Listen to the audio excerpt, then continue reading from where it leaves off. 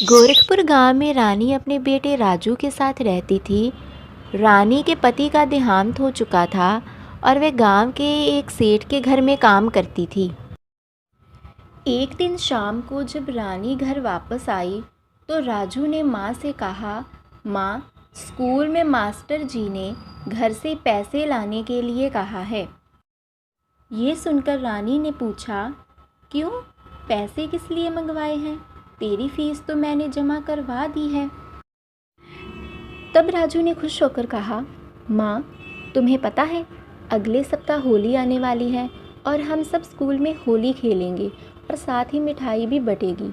तो मास्टर जी ने कहा है कि अपने अपने घर से रंग और गुलाल लेकर आना और मिठाई के लिए पैसे भी लेकर आना। इसलिए तुम मुझे कल पैसे दे देना, मैं कल स्कूल में मास्टर जी को दे दूँगा और होली के 2 दिन पहले मुझे गुलाल भी दिलवा देना। ये सुनकर रानी सोच में पड़ गई और कुछ देर सोचने के बाद उसने कहा, बेटा, मेरे पास पैसे नहीं हैं। तू ऐसा करना, होली से 1 दिन पहले स्कूल से छुट्टी कर लेना। तेरे पास एक ही जोड़ी कपड़े हैं और अगर किसी ने उस पर रंग डाल दिया तो क्या पहनेगा? ये कहकर रानी अपने काम में लग गई।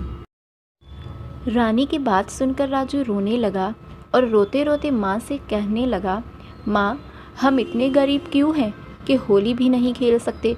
मैं इस बार होली ज़रूर खेलूँगा। यदि तुम मुझे स्कूल नहीं जाने दोगी तो मेरे लिए घर में ही गुजिया और मिठाई बनाओ। मैं यहीं अपने दोस्तों के साथ होली खेल लूँगा। रानी ने बात टालने के लिए कहा, हाँ ठीक है, अभी होली में काफ़ी दिन हैं, देखेंगे।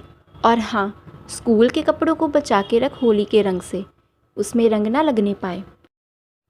होली से 4 दिन पहले राजू ने घर आकर बताया, माँ, कल स्कूल में होली है और परसों से छुट्टी।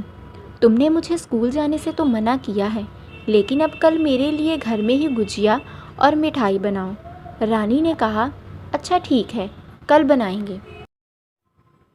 अगले दिन रानी सेठ जी के घर गई और उनसे कहा, सेठ जी, मुझे कुछ पैसे उधार दे दीजिए। मेरा बेटा बहुत ज़िद कर रहा है, उसके लिए मिठाई और गुजिया बनानी है। वह सेठ जी से बात कर ही रही थी कि तभी वहाँ से ठानी आकर गुस्से में बोली, तुझे शर्म नहीं आती? पति तेरा मर चुका है और तू होली खेलेगी? हमारे गांव में विधवा को कोई भी त्योहार मनाने का हक नहीं है। तब रानी ने कहा, मालकिन, आप नाराज़ ना हो, मैं तो केवल अपने बच्चे का मन रखने के लिए मिठाई बनाना चाहती हूँ और वही होली खेलेगा, मैं नहीं। ये सुनकर सेठानी और गुस्सा हो गई और बोली, बच्चे का तो केवल बहाना है, मन तो तेरा कर रहा होगा मीठे मीठे पकवान खाने का। रानी को भी गुस्सा आ गया तो उसने कहा, मालकिन, मैं कोई भीख नहीं मांग रही हूँ, पैसे उधार मांग रही हूँ, अगले महीने तनख्वाह में से काट लेना। ये सुनकर सेठानी बोली, नहीं, होली के नाम पे एक पैसा भी नहीं मिलेगा।